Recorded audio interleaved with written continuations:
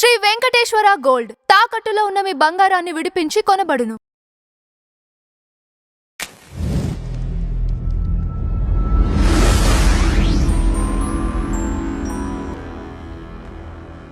అనిల్ గారు, ఇప్పుడు మీరు ఈ పాయింట్లు విన్నారు కదా. ఇప్పుడు మరి ఇవి మార్చుకుంటే హిందువులకు అసలు ఏ ప్రాబ్లం ఉండదు కదండి. ఈ ప్రాబ్లమ్స్ ఏవైతే ఉన్నాయో నెంబర్ వన్. ఇంకోటి, ఇప్పుడు హిందువులకు సంబంధించి కూడా చాలా వరకు మార్పులు వచ్చాయి. ఇంతకుముందు మూఢాచారాలు ఉండేవి, అవన్నీ మార్చుకుంటూ వచ్చారు చాలా వరకు కూడా. సో అది ఎందుకు మార్చుకోలేరు?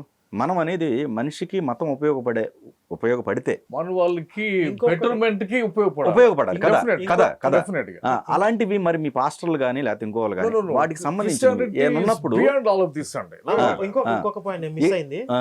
క్రిస్టియానిటీ అనేది ఒక సైంటిఫిక్ రెవల్యూషన్ అన్నట్టుగా చెప్పారు ఆయన. ఏది పోపుని సైన్స్ లో కూడా అందరు లేరండి. ఇప్పుడు వాళ్ళలో కూడా నాస్తికులే చాలా మంది ఉన్నారు. కొంతమంది అంటూ ఉంటారు, మీకు మా యేసు మతం వద్దకపోతే కనుక మా క్రైస్తవులు కనిపెట్టిన ఏవి కూడా మీరు వాడొద్దని చెప్తారు. అసలు సైంటిస్టులు క్రైస్తవులు లేరు, అసలు వాళ్ళు బైబిల్ని వదిలేసినాకే సైంటిస్టులు అయ్యారు. నిజంగా ఇప్పుడు ఐన్స్టీన్ లాంటి వాళ్ళు, ఓపెన్ హైమర్ లాంటి వాళ్ళు, పెద్ద పెద్ద శాస్త్రవేత్తలు అందరూ కూడా భగవద్గీతని వాళ్ళు కోట్ చేశారు తప్ప బైబిల్లో కొటేషన్ తీసుకుని దీనివల్ల నేను ఉద్ధరించాను ఎవడో చెప్పలా. ఇంకా సైంటిస్టులు చాలా మంది తగలబెట్టి చంపేశారు క్రిస్టియానిటీ. ఇప్పుడు వాళ్ళు ఏదో వెస్ట్రన్ కంట్రీస్లో పుట్టారు కాబట్టి వాళ్ళు క్రైస్తవులను ముద్ర వేసేస్తాం అంటే సామాన్య జనానికి ఇంత తార్కికంగా ఆలోచన తెలియదు కాబట్టి వాళ్ళు తెల్లవాళ్ళు ఫారిన్ కంట్రీస్లో పుట్టారు కాబట్టి వాళ్ళు క్రైస్తవులే. ఎంత దరిద్రం అంటే యూదుల్ని కూడా క్రైస్తవులు అనేటువంటి పరిస్థితి. ఇప్పుడు ఫేస్బుక్ కనిపెట్టింది మా క్రైస్తవుడు అంటాడు. క్రైస్తవుడు కాదు, మార్క్ జూకర్బర్గ్ యూదుడు. గూగుల్ కనిపెట్టింది మా క్రైస్తవుడు అంటాడు. వీళ్ళందరూ యూదుల్ని కూడా వీళ్ళు క్రైస్తవులు అనుకునేటువంటి దుస్థితి వాళ్ళకి. అలాగే ఇప్పుడు పోపు నియంత్రణలో ఉన్నంత వరకు కూడా క్రైస్తవం గుడ్డిగా మూఢత్వాన్నే సమర్థించింది. ఈ ప్రొటెస్టిజం వచ్చిన తర్వాత, మార్టిన్ లూథర్ వచ్చిన తర్వాత రెవల్యూషన్ వచ్చిందని చెప్తున్నారు. రెవల్యూషన్ ఎక్కడొచ్చింది? అంతర్గతంగా వాళ్ళ మతం ఒక పోపు గుప్పెట్లో నుంచి కొంత భాగం బయటికి, అంటే కొంతమంది ఆ ఫాలోవర్స్ బయటకు వచ్చి వాళ్ళు స్వతంత్రంగా ఒక మత వ్యవస్థ ఏర్పాటు చేసుకున్నారు. అది వాళ్ళ మతంలో అంతర్గతంగా జరిగిన పోరాటం తప్ప దానికి సైన్స్కి సంబంధం లేదు, దానికి ప్రపంచానికి సంబంధం లేదు. అసలు మతాధిపత్యం ఎవరి చేతుల్లో ఉండాలి అనేదే పోరాటం అక్కడ. వాళ్ళు మొత్తం మతాధిపత్యం అంతా వాళ్ళ కబంధ హస్తాల్లో పెట్టుకుని వాళ్ళు చెప్పింది శాసనం అన్నప్పుడు మీరు చెప్పింది మేము ఎందుకు ఫాలో అవ్వాలి, మీకు మేము ఎందుకు కప్పం కట్టాలి, పోపుకు డబ్బులు కట్టాలి. వీళ్ళు పాపం చేశారనుకోండి, వెళ్ళి పోపు దగ్గర నేను ఈ పాపం చేశాను, ఈరోజు రేపు చేశాను అని చెప్పి చెప్పుకుంటే ఆయన క్షమాపణ పత్రం రాసిస్తాడు డబ్బులు కడితే. ఇదిగో నీకు నీ పాపం క్షమించబడింది సర్టిఫికెట్ ఇస్తాడు. రేపు పొద్దున్న పరలోకి సర్టిఫికెట్ చూపించాలి, పోపు గారు నాకు క్షమాపణ పత్రం ఇచ్చాడు. అలాంటి విశ్వాసాలు ఇంటెలిజెన్సెస్ అంటారు. అది ఉంది, అది స్టడీయింగ్ ఇట్ అని చదువుతున్నాడు. అది మంచి ఇష్యూ గానీ నిజాలు అవన్నీ. ఇంటెలిజెన్సెస్ అని అక్కడే మార్టిన్ లూథర్ తిరుగుబాటు చేసింది. అక్కడ ఈ మతాధిపత్యం మీ గుప్పెట్లో ఎందుకు ఉండాలి, మేము స్వతంత్రంగా మేము దేవుడిని ఎందుకు ఆరాధించుకోకూడదు, మేము చర్చిలు ఎందుకు పెట్టుకోకూడదు, మీకెందుకు మేము కప్పం కట్టాలి అని ఆ మత పెద్దల మీద తిరుగుబాటు చేసింది తప్ప సైంటిఫిక్ గా వచ్చిన రెవల్యూషన్ కాదు అది. సో ఇంటెలిజెన్సెస్ అని, so I think Karunakar cover చాలా విషయాలు మాట్లాడాడు. సో వన్ బై వన్ మనము ట్రై టు అది ఆన్సర్ చేద్దాము. ఇంటెలిజెన్సెస్ అని చర్చ్ కన్స్ట్రక్షన్ చేయాలన్నా అని చెప్పి వీళ్ళు పత్రాలు పంచుకుంటా, ఏది ఈ పోప్ రిలేటెడ్ పీపుల్ అనమాట, వాళ్ళు ప్రొసెషన్స్ చేస్తా వాళ్ళు చెప్పేది ఏంటంటే మీ కానుక ఈ పెట్టులో పడి టింగ్ అనగానే జరిగినాయి ఇవన్నీ. జర్మనీ ఆ ప్రాంతాల్లో టింగ్ అనగానే మీ రిలేటివ్ సోల్ ఏదైతే పాతాళంలో బంధించబడిందో అది టింగ్ అని బయటకు వచ్చేస్తుంది. వాళ్ళ కనెక్షన్, ఆఫరింగ్స్ కనెక్షన్ ఏదంటే ఇక్కడ శబ్ద రంగాలు అక్కడ లిబరేట్ అవుతారు అని చెప్పి జనాల్ని పిచ్చోళ్ళని చేసి ఆఫరింగ్లు దండుకుంటా ఉంటే మేబీ అటువంటి సిస్టమ్ ఇప్పుడు కూడా వచ్చేసిందేమో క్రిస్టియన్ సంస్థలో.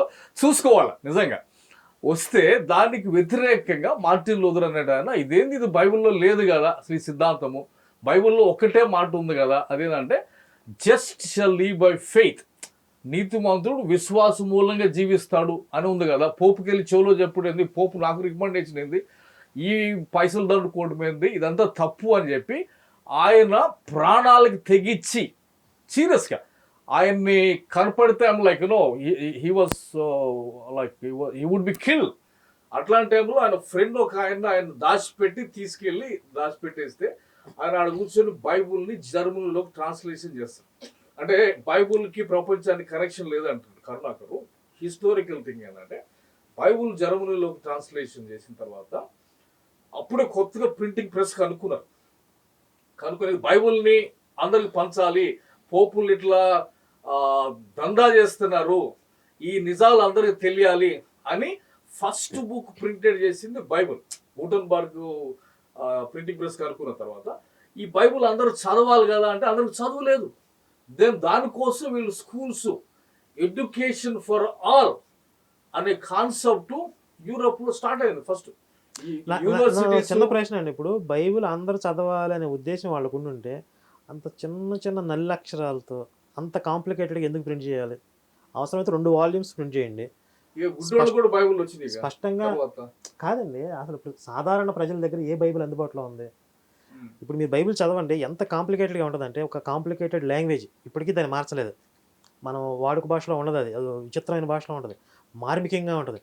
ఒక సెంటెన్స్ని మీరు డీకోడ్ చేయాలి, చదవడానికి ఈజీగా ఉండదు. అంటే ఎందుకు అందరికి అందుబాటులో వాడుక భాషలో పెట్టలేదు? అందరికి చదువుకోవడానికి ఈజీగా ఎందుకు పెట్టలేదు? అంటే దాని నాకే అర్థం అవుతుందంటే అందరూ దీన్ని చదవకూడదు, చదివి అర్థం కాకూడదు అనే ఉద్దేశం కనపడుతుంది. దేర్ ఆర్ మెనీ ఆర్గనైజేషన్స్, అంటే మనకి ఇండియాలో లేవు, వర్షన్స్ లేవు, బట్ అదర్ కంట్రీస్ యుఎస్ లో లివింగ్ వర్షన్ అనేది అందరికి వాడుక భాషలో వచ్చేసింది బైబిల్.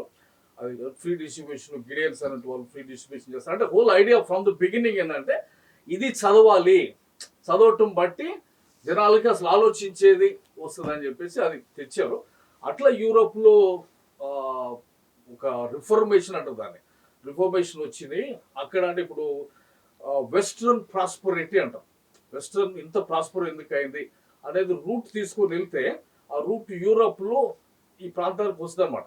ఇక్కడ మనుషులందరూ చదవటం ప్రారంభించి అందులో ఉన్న విషయాలు తెలుసుకోవడం ప్రారంభించి ప్రొటెస్టెంట్ అనేది బయటకు వచ్చి అక్కడ నుండి క్యాపిటలిజం బయటకు వచ్చి ఈ ఆలోచనలన్నీ people began to think, question చేసి ఇవన్నీ అక్కడ నుంచి వచ్చింది అనమాట. అక్కడ నుంచి వెస్ట్రన్ ప్రాస్పరిటీ వచ్చింది. ఈ రోజున అమెరికా ఎకానమీ ఇవన్నీ ఏంటంటే రూట్స్ అక్కడికి వెళ్తాయి అనేది ఇదంతా చరిత్ర క్లియర్గా. బైబుల్ని బుక్ ఆఫ్ ద మిలేనియం అని చెప్పి కూడా దాన్ని అవార్డు చేసింది అన్నమాట. బుక్ ఆఫ్ ద మిలేనియం అని రాజగంధం అంటారు. ఎందుకంటే అటువంటి ట్రాన్స్ఫర్మేషన్. చిన్న ఇన్ఫర్మేషన్ అండి, first printed book in the world అని చూస్తే గూగుల్లో డైమండ్ సూత్ర అని చెప్పి బుద్ధిస్ట్ బుక్ చూపిస్తుంది, బైబిల్ కాదు. Bible printed version Christianity 2000 years old. అది బైబుల్ పోపుల చేతిలోకి వెళ్ళి 1600లోనే బయటకు వచ్చింది. సో ఇప్పుడు మనం ఏడి బీసీ అన్నట్టుగా క్రిస్టియానిటీ అంటే వరల్డ్ హిస్టరీలో కూడా 1600కి ముందు ఉన్న ప్రపంచం వేరు ఉంటుంది, 1600 తర్వాత ఉన్న ప్రపంచం, టెక్నాలజీ, ఇన్నోవేషన్, ఎలక్ట్రిసిటీ ఇవన్నీ 1600 తర్వాత వచ్చినాయి, అంతకు ముందు లేవు ఇవన్నీ. సో అది క్లియర్ ఎవిడెన్స్ ఉంది బైబిల్ కాదు బయట ప్రపంచంలో కూడా. అక్కడ నుంచే science, education for all, universities, chemistry, physics, botany మొత్తం రావడానికి కారణం ఏంటంటే ఇక్కడ స్టార్ట్ అయింది అనమాట. మళ్ళీ అదే అంటున్నారు, మళ్ళీ అక్కడికి సైన్స్ అనేది. అక్కడ ఐశ్వర్యం ఉన్న దేశాలు, క్రైస్తవ దేశాలు దానికి కూడా లింక్ చెప్తున్నారు. ఇప్పుడు భారతదేశాన్ని ఎన్ని జాతులు ఎన్ని వందల సంవత్సరాల పాటు దోచుకున్నాయో మీరు ఒకసారి మన కళ్ళ ముందు ఉన్న చరిత్రే చెప్తుంది. మొఘలులు, తురకులు, డచ్ వాళ్ళు, ఫ్రెంచ్ వాళ్ళు, age of the earth 6 days అదేదో మనం మాట్లాడు 6000 years ఉండగా అది వేరే టాపిక్, అది మాట్లాడు క్లారిటీ ఇచ్చేస్తుంది దానికి కూడా. అలా సంపదగా అయితే Kohinoor diamond let's finish the అంతే కదండి, 6000 అదే అది ఎగ్జాంపుల్ చేసుకోవచ్చు. 6000 years old అదే ఒకటి క్లారిటీ ఇచ్చేద్దాం. 6000 years old ఇంటర్ప్రిటేషన్ ఏంటంటే అక్కడ బైబిల్లో వాడిన పదము హీబ్రూ లాంగ్వేజ్ లో యోమ్ అని ఉంటుంది అన్నమాట. యోమ్ యాక్చువల్ డెఫినేషన్ ఏంటంటే 24/7 కాదు, అన్డిఫైన్డ్ పీరియడ్ అంటారు.